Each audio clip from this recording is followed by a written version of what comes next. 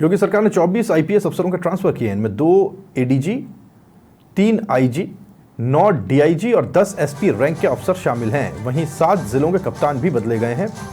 पहले सोमवार देर रात 14 आईपीएस अफसरों का ट्रांसफर किया गया था। फिर मंगलवार सुबह 10 सीनियर आईपीएस ऑफिसर्स की ट्रांसफर्स की लिस्ट जारी की गई। इस दौरान अयोध्या एसएसपी राजकरण नैयर को गोरखपुर का एसएसपी बनाया गया है, जबकि गोरखपुर एसएसपी डॉक्टर गौरव ग्रोवर को अयोध्या का एसएसपी नियुक्त किया गया है। उधर वाराणसी आईजी मोहित गुप्ता को गृह सचिव का जिम्मा दिया गया है। महाकुंभ के बाद वेटिंग में चल रहे डीआईजी वैभव कृष्णा को वाराणसी डीआईजी की कमान सौंपी गई है।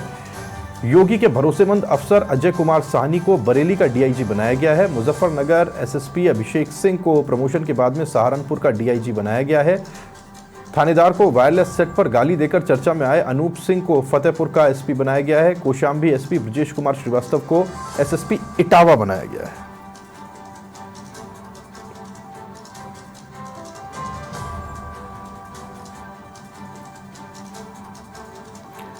और जय त्रिपाठी मेरे सहयोगी मेरे साथ जुड़ गए, जानकारी उनसे लेते हैं। जय, ये बड़ा पुलिस बेड़े में फेरबदल देख रहे हैं हम।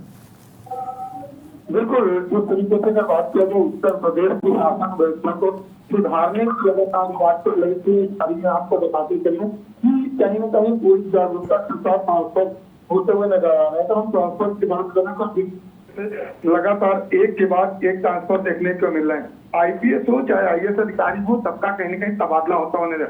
आज जिस तरीके से 24 लोगों के आईपीएस के ट्रांसफर किए गए हैं और अलग अलग जिलों में स्थानांतरण करके उनके एक नई जिम्मेदारी सौंपी जा रही है, तो इससे आने वाले समय में उत्तर प्रदेश की जो कार्यशैली है उसमें कहीं न कहीं बदलाव हो। इन चीजों को लेकर लगातार ट्रांसफर की जो एक्सप्रेस है वो चलती हुई नजर आ रही है। अगर हम बात करें जिस तरह तबादला एक्सप्रेस उत्तर प्रदेश में बड़े जोर शोर से चल रही है, वो उससे आने वाले समय में ये लगता है कि जिस तरीके से व्यवस्थाओं की हम बात कर रहे थे कि उत्तर प्रदेश में सुदृढ़ और सुंदर व्यवस्था मिल सके, उसमें किस तरीके से कार्यशैली रहे, कार्यविधि रहे, उन चीजों का ध्यान दिया गया। और आपको बताते चले कई अधिकारी ऐसे थे जो काफी दिनों से उन लोगों के नाम की चर्चा चल रही थी, लेकिन वो एक ही स्थान पे काम करते हुए नजर आ रहे थे। इन चीजों पर भी विशेष ध्यान दिया गया और ध्यान देते हुए कहीं कि नहीं आज एक बड़ी तबादला एक्सप्रेस चली है जिसमें जो 24 आईपीएस हैं इनको स्थानांतरण कर दिया गया और इनको एक जिम्मेदारी दी गई। अब देखना ही होगा कि नई जिम्मेदारी के साथ वो कितना जागरूक नजर आते हैं और जो